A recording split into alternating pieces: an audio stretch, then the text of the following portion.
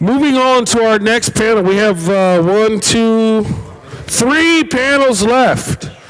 Man, it goes fast. Time flies when you're having weed, I suppose. To discuss the cannabis cultivation technology revolution, right?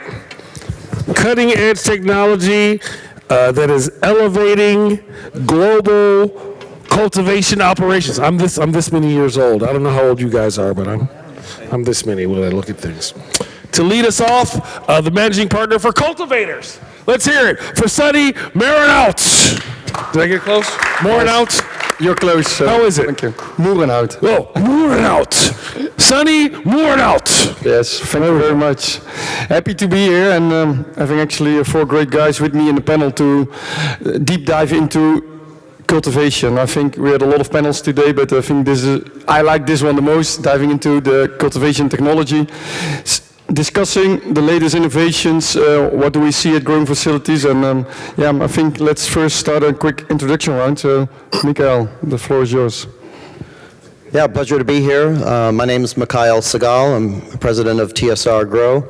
We are an advanced LED lighting company powered by Smart Power, where we integrate power sensors and other technologies in to really do some crop steering through lighting. And we're excited at this show specifically for Germany. We introduced a integrated grow container solution that has everything integrated together that we can bring to the market.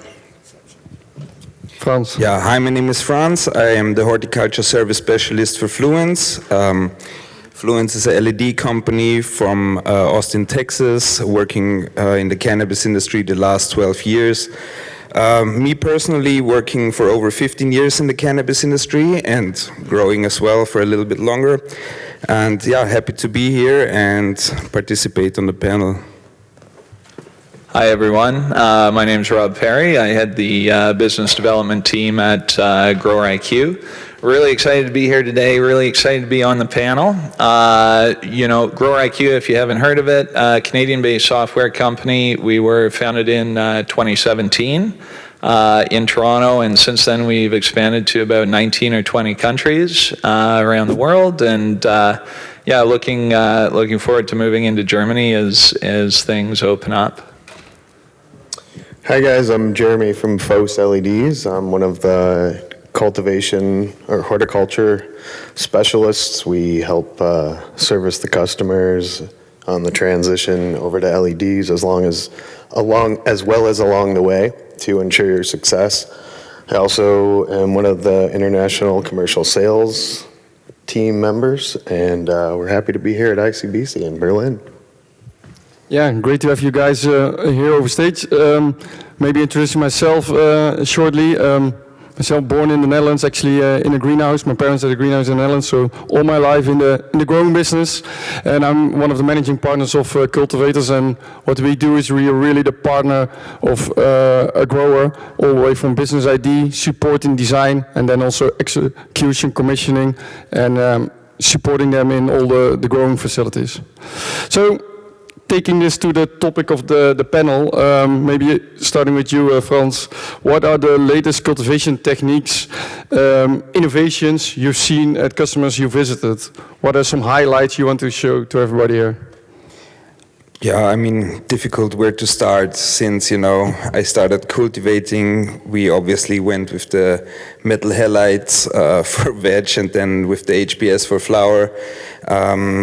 I would say now for over the last 6-7 years, we see very advanced LED technology where we can ramp up with more light intensity, get more yield per square meter. In the latest years, what we see is the under or ICL, intercanopy lighting, shifting light intensities from 100% top light to 75% top light, or even down to 60% top light and 40% lighting in between the plants. That's coming from commercial agriculture, but we have tested it and it's all over the internet at the moment with other companies also getting into that space. We see a lot of benefits in that, shifting especially the different grades, A, B, C, to only A grade or having very few B grade, and that's very, valuable for the pharmaceutical market. Yeah. And Jeremy, what you have seen other than light as innovations in the growing facilities? What are some key things you think, okay, my growers really need to have this in the facility? We're seeing a lot more sensor integration and ways to collect data. Because if we don't know what's going on inside of our media, substrate, whatever it is, then obviously we don't know. We only can take guesses. It's only a guessing game. And with all the advancements in technology in as far as on-site testing or water content, water meter, water analysis, crop steering, there's so many different ways to kind of break that one down and get into that one. It's a really, really long, big, it's a fun subject. So data collection.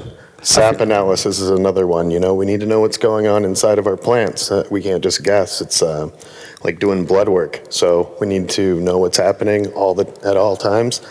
We can't just look at pictures because we have these books. We have these books, right? And it gives you 15 different possibilities for what could be going wrong. Is it a CalMag problem? Is it a nitrogen issue? Yeah, that's from pictures you cannot see it. You need to dive into the subject. But yeah, data collection, that connects really well to what you are doing, Rob.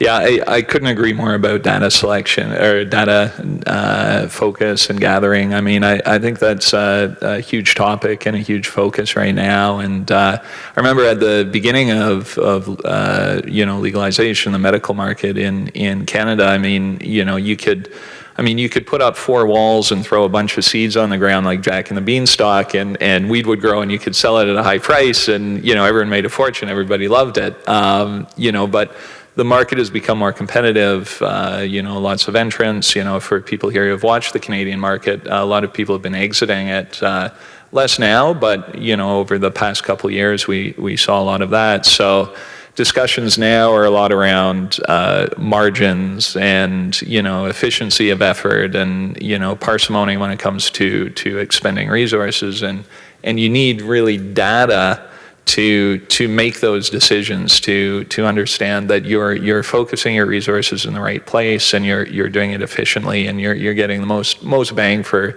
every dollar that you're putting in, because it has, in certain jurisdictions, it does become a very competitive industry, and you need to focus. Yeah. And for you, Mikael, what have you seen around the latest year in new innovations in cultivation? Yeah, I mean, look, cannabis is it's a medical, it's a medicine, it's food, it's a high value crop, and it's also extremely important to grow it consistently and repeatedly from grow to grow, and every time you grow that strain. So we see the move towards really master recipes and taking master recipes, and that includes not only the energy that you're delivering to the lights for the strain that you're growing, but then also ensuring that the environment is identical to what you did last time, and marrying that to the fertigation and the recipe that's driven in there. And so as you look to drive really master recipes, you want to be able to set up and develop a facility or an application where you can input, and when you set up the room, you set up the strain, you set up what you're doing, you're delivering exactly, repeatedly, the same exact recipe and information and direction to the equipment and the process that's being grown, so that the outcome is repeatable to the last time you grew that strain. And then through analytics, you're able to analyze that and do comparative not only testing, but comparative analytics to see where things could be improved as you continue to improve that master recipe. Yeah. I think it's an important point, irrigation, fertigation, and following what's happening in the root zone, and based on that, making informed decisions how to adapt your strategy. Also with the type of light or how much light you have, you really need to adapt that, of course. That brings me also to another topic you guys brought up to talk about, is advancements in irrigation and fertigation. Jeremy, what are core things you're looking at? Mainly, I mean, again, back to the data collection. So, and I'll tongue twister, and actually the pulse feeding and accuracy of the nutrient delivery to the plant. That's a big deal. because when you start talking about direct injection systems, a lot of them kind of just, they're not that, depending on the kind of peristaltic, the quality of pump, or I don't want to go down a rabbit hole, but when you have Venturis, for instance, it can tend to be a little bit less accurate most of the time. So Many machines. there are many. We don't need to have to say one specific, but you understand what We need pressure compensated drippers and also checking it. With your Absolutely, beer bottles pressure from compensated. Friday night, checking, do we get out of every dripper the same amount of water? And it's very important to understand there are those two terms, vegetative steering, generative steering around. In the end, it's about the dry bags, right? And the irrigation, the frequency of the irrigation, understanding what your root zone and your plants need, and then you will be able to steer it in the right ways. Obviously, on that behalf, you need to have the right equipment. We see irrigations on rock wool up to 12 times per day is actually how it should be done. maybe even more. Who knows? Sometimes. Yeah, Depending on the if it gets too strain. dry.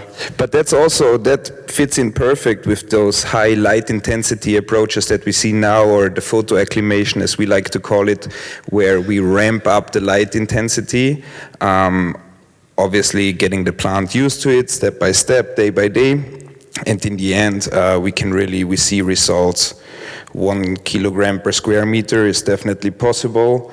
Under one fixture, that's 1.2 times 1.2, you get up to 1.5 kg. But that's literally when you have all the correlations in check, and most importantly, lighting, fertigation, and that the rest is the Water fine-tuning. quality. How about nanobubbles? I mean, that's another big one. We're starting to get involved. We're starting to see a lot more dissolved oxygen implemented into the cultivations, and even some water treatment with ozone. Yeah, that's of course Plasma technology is another new one. Yeah. Sorry to cut you off. No worries, but nanobubbles is maybe a great example. It's something which is necessary if you have like a low quality substrate and your oxygen levels are low, but I hear you talking about growing in rock wool, stone wool. If you have good water temperature, you will never have issues with oxygen levels. So is then nanobubbles necessary? That is then the question. Of course, depending on your starting quality water. Huh? Well, I have an interesting one. In our greenhouse in North Las Vegas that I manage, we have never had chillers. So we had a really bad fusarium outbreak. And once we implemented dissolved oxygen, not only did our algae problems go away,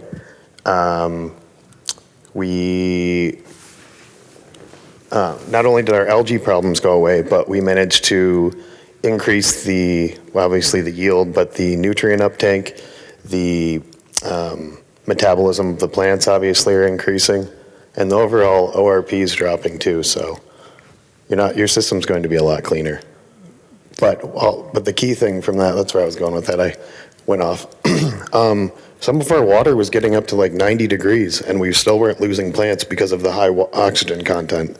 So there's some cool benefits that come along with that. Yeah.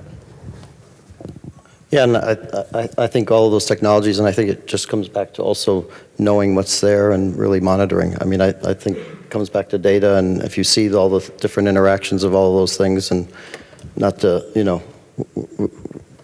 AI and all these things people talking about, but these are the things that if the data is collected, then at some point you can start to analyze that and really assess what's happening in better in real time. So I think that there's a lot of advancements there that's coming, but data is important. Data is key. Your outputs are a direct result of your inputs, and if you can monitor all that and map it and go back and reflect on it and see the charts or where your issues started, it's definitely a big advantage.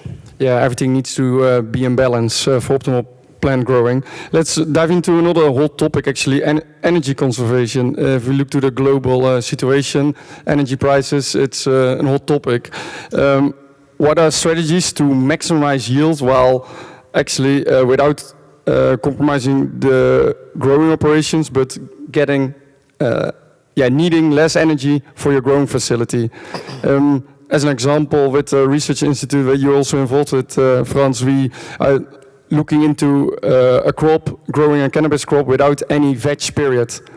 that can really reduce your energy consumption by 40-50% easily. Just a very short note on that. In Austria, where many people grow a lot wheat at home also, we don't really have time to spend veg, you know, and 1 week of veg is 1.5 weeks of flowering time. So sometimes I look at some growers and they tell me it's like 4 weeks of veg, and I'm like, yeah, I see those humongous trees that you have, but bro, that's 6 weeks of flowering, you know, if you have Cutting the right into your spring. profits. Exactly. So long story short, it comes from a necessity, right, to have no veg.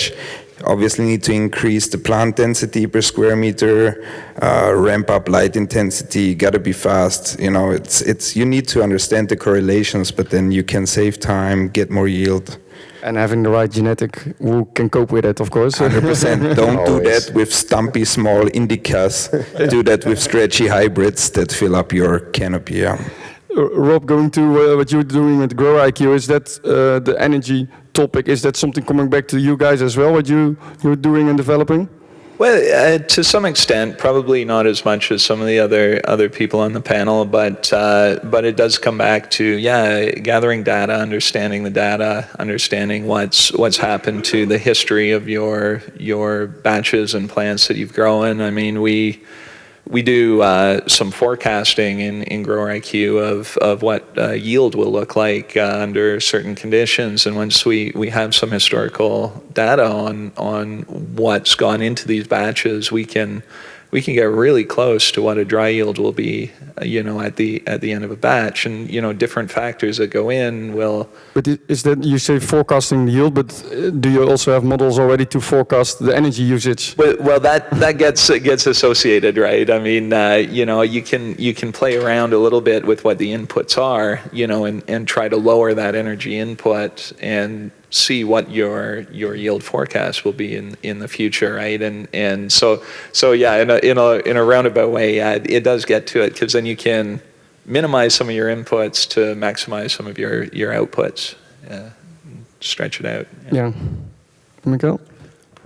So power and energy is something I happen to know a little bit about, and that's primarily with what we do with Smart Power.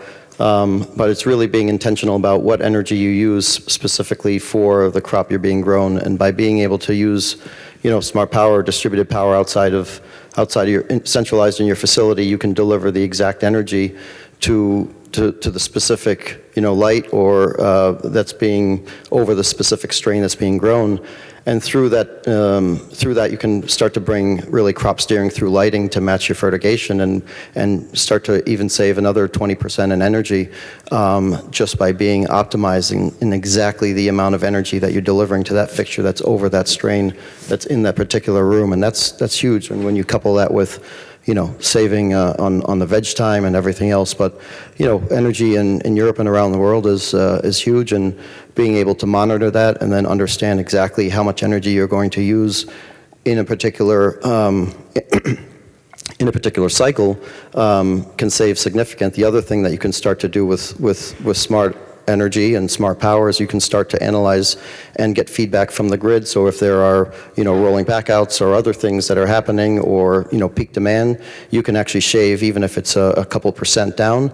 You can save significant energy by penalties from being implemented, and without affecting what you're doing. Yeah. If you talk about growing medicinal cannabis in general, everybody really talks about consistency, uniformity of the end product you need to have. What is, for you guys, some key elements in the cultivation will really have a big role in getting consistency and uniformity? Jeremy, what?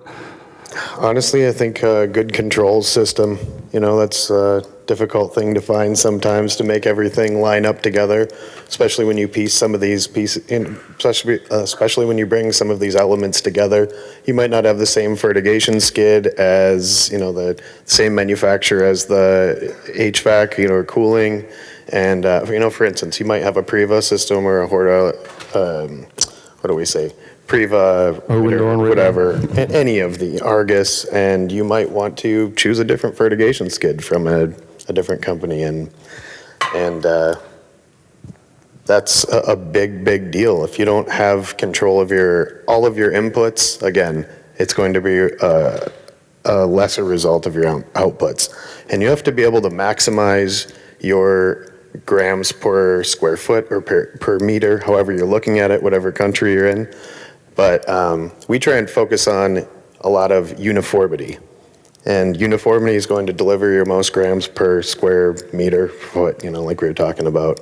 And at the end of the day, a watt's a watt and a BTU is a BTU. So if you maximize your yield, that's going to really balance that out at the end of the day.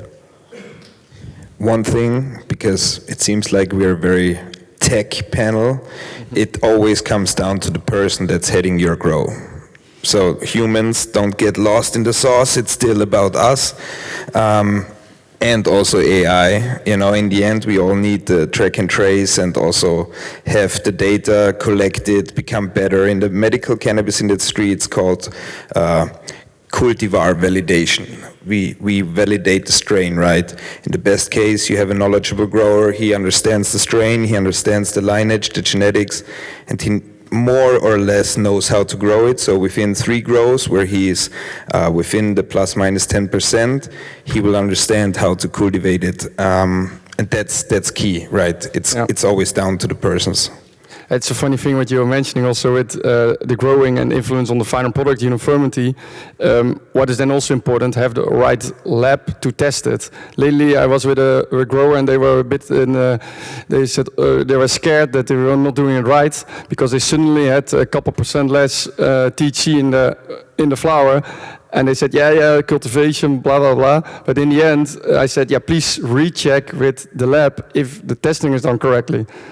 And where was the mistake? In there. Can also be validated wrong, the testing methods. Yeah. Getting standardized is a really big thing that we need to try and band together on a global, on a global network. That actually brings you also to Europe, how you're connecting lab testing to what you guys are doing.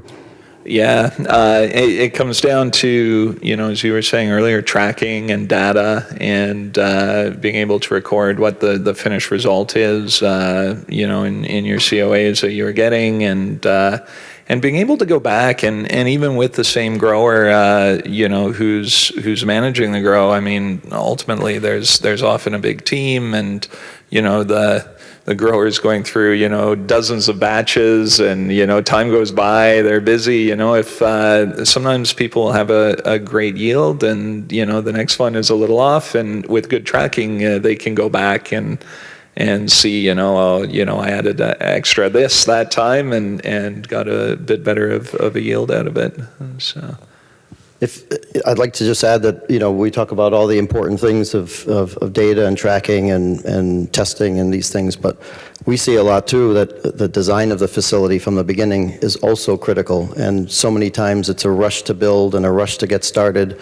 And it's like, I'll worry about those things later, but really you will save so much time. And countless times we talk to growers that, their first build, they're just ripping it down and starting over and, redoing it or abandoning different sections. So really plan your design. Design the facility, look at all of the systems, make sure they can integrate together regardless of what you're using. But, from the fertigation to the lighting to the, to the sensors to everything is integrated and can deliver the crop and plan what you want to grow and how you want to grow and really the output that you need.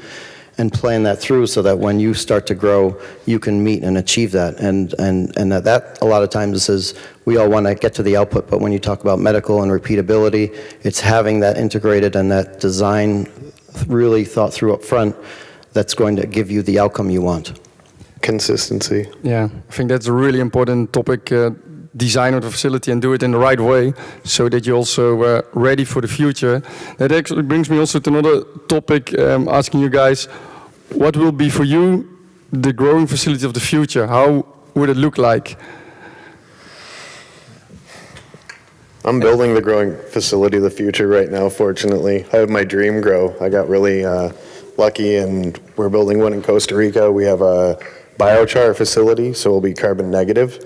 And we're taking the waste from sugarcane and we're turning it into biochar. And we're going to generate 110 megawatts We don't need all that power, so we'll sell it back to the grid. And then we'll be cultivating aeroponically as well. So we're going to be pretty clean. And we won't be carbon negative on the cultivation side, but we'll be carbon neutral and carbon negative on the power generation side. So that's kind of a cool one. It's new. You know, it's really hard to get free power and clean power into our cultivations. It usually takes so much by the time it gets to us, and it's not that clean or green, so. Yeah, globally there are more projects also in the vegetable industry where they connected to things like you're just mentioning. So it's not completely new, but in the cannabis not seen often. So Right, exactly. But it's one, you know, it's just a dream. It's cool to connect all the dots together and to be able to bring it into the cannabis world.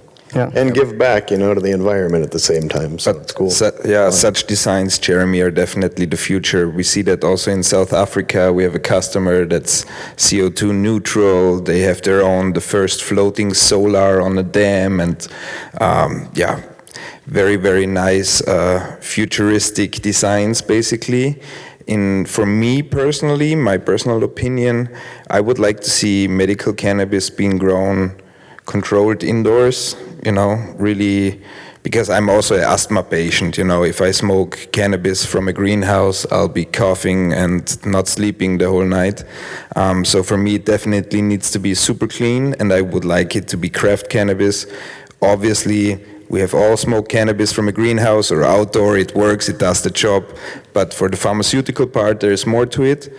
And yeah, for extracts, I think we could go greenhouse and outdoor, you know. But yeah, from a technology point of view, I think deliver light also in between the plants, you know, really apply more efficient the technologies, also irrigation, you know. There are some mediums, rock wool alternatives that hold water for a longer time, maybe more sustainable in the end, you know. So let's see what the future holds. We know where COMEG is heading, or COMEG went. Let's see. I would say, I mean, those are good points. I would say I'd throw AI on top of that as well. It's you know, it's moving pretty fast. It does some amazing stuff right now, and I think we're just really at the tip of the iceberg in terms of how we're going to be able to incorporate it. We're playing around. We recently released a module actually that incorporates. I presented to a few quality people, and some of them loved it. A couple were worried about their role, I think, but it's, you know, in reality, I think it's something that will enhance it. And you know, right now it's just pushing out to cover functional issues, right? And you know, an example is you can train the AI on your internal facility company SOPs, so that lay people can go in and they can say, you know, what do I do after I put stem root on the clone, and it'll come back and give you a layperson's answer. Next step. It also puts training programs together, and you can actually have courses presented by video AI. So really it eliminates the entire need to, you know, for someone to put SOP training courses together and deliver them. It's all done digitally, which is a huge productivity and savings for a facility. And, you know, really that's, again, the tip of the iceberg. I mean, there are so many functional areas that can be addressed. And then the next step after that becomes more the decision-making capacity that can be done. So I think there's going to be a lot of exciting stuff around that in the future. Yeah, we'll see how that continues. What can be incorporated easily regarding AI into cultivation. Maybe let's go to the audience and see if there are some cultivation questions for the panel members here. Yes, let's go to the audience and see if there's cultivation questions. There he is. Are there cultivation questions for the audience here? Looks like not many. Looks like you've explained it all so very well to them that they're completely fully educated. Maybe no growers here. Or they had a bunch of edibles at lunch and they just kicked in. One thing I'd say is to add to the conversation is, you know, when you look at, I think the cannabis industry, there's a lot of excitement and, you know, many times trying to invent things from the beginning, but I think the whole cultivation and the whole industry can make a difference in talking about the future of cultivation and facilities. But if we look to the left and to the right, there's a lot of industries that are extremely efficient and using a lot of technology, whether it's in other crops or other manufacturing sectors. And there are significant technologies that could easily be adopted and potentially have a lot of applicability to not only manufacturing, but cultivation, energy, and power especially. There's significant, global factories that are carbon neutral, CO2.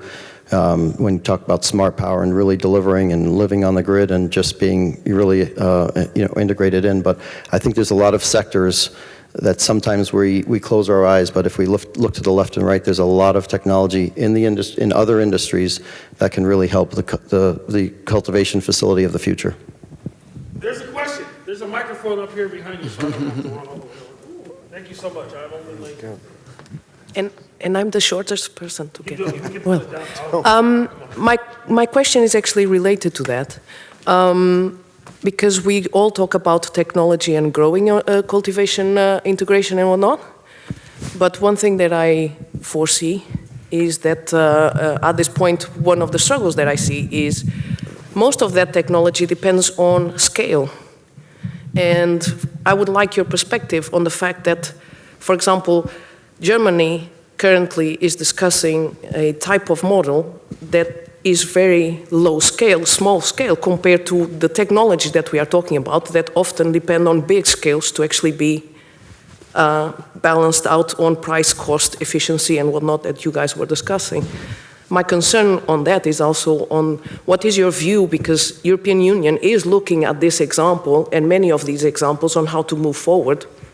And the scale matters in all of this. In all other horticulture sides matter. So I would like your perspective on that. How do you see this being integrated in smaller scales?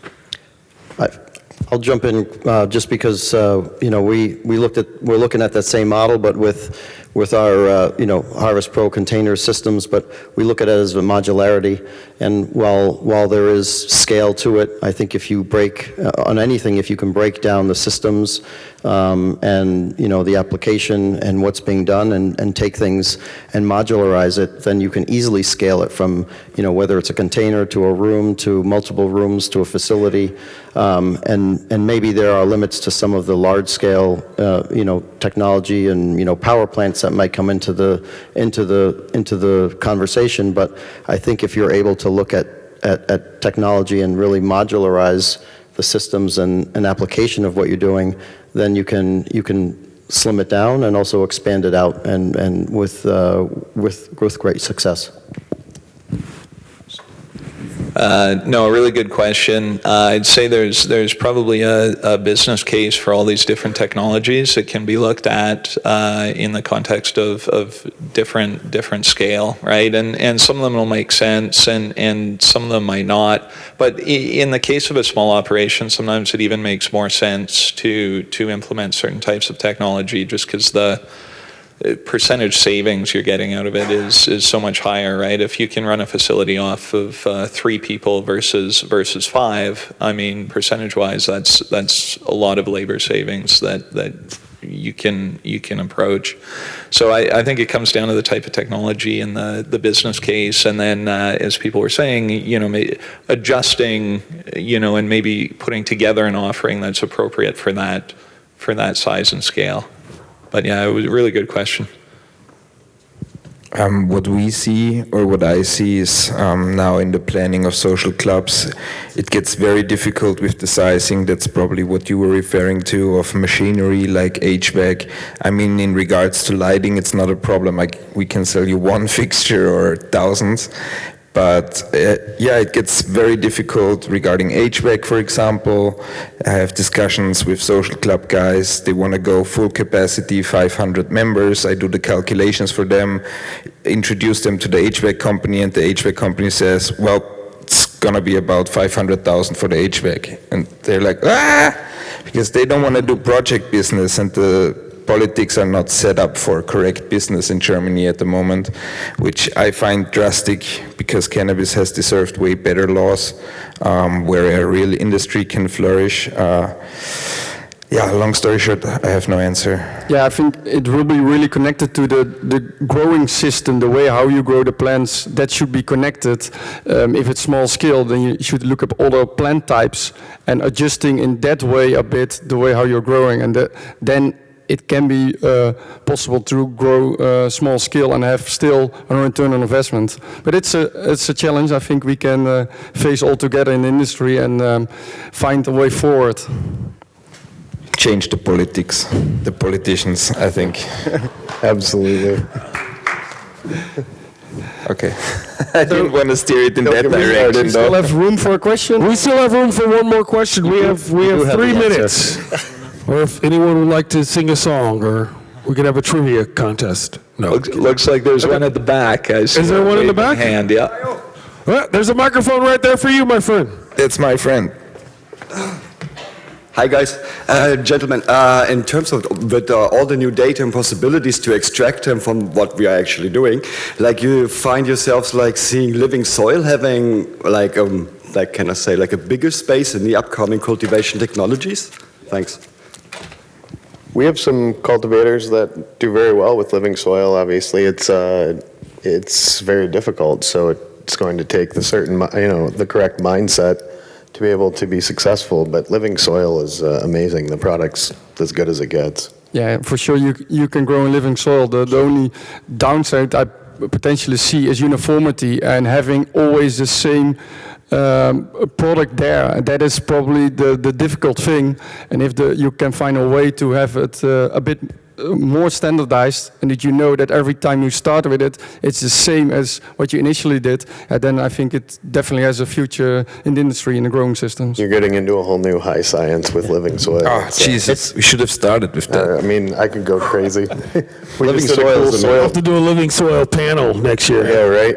There's amazing things being done in living soil and also in technology to make, soil work in large scale so yes, I think it's possible. Yeah, I love my cucumbers on living soil. Oh, yeah. Great veggies. Yeah. I think we all do. Well, my cannabis is grown on rock wool. However. So is mine. All right, one more? You have a question? Come on over to the microphone. Come on down. Just a simple question. We sell also CO2 generators and CO2 regulators and bottles, so we need... And this is no future? Of course. CO2. Cannabis plants love CO2, high levels. Yes. We can have more in the atmosphere as well. Is it? Just having bigger plants out there. Right? Yes. So, You think Los Angeles would grow the best weed? There's so much CO2 in the air down there. But they do quality. Right, just grow in a big polluted city outside and get all the CO2 you want. Is it that big of a difference if you use like CO2 or an ozone generator or some things like that? Yeah, and honestly, if you, for example, I just talked to a customer, they ran out of CO2, supply wasn't there, week 6, 1,400 micromole, really driving the Porsche. They're in the sense of like they're really growing on the edge. Unfortunately, CO2 wasn't there anymore, and the plants get really problems once you start supplementing and you're full on there. Sure, they're going through withdrawal. You got them hooked. It's really the same with everything. If you take the water away, the light intensity, the You need to hit all your marks. It's like me without caffeine or THC. Probably. Both. Right, the plant just has vivid dreams but doesn't do much. All right, I think we're out of time, but let's hear it again for our panel. That was very enlightening. Thank you very much. Thank you. Thanks. Stand up, take your pictures. We're going to move on to the next panel. This is the International Cannabis Business Conference, Berlin 2024. Shout out to our title sponsors, the Talman Group.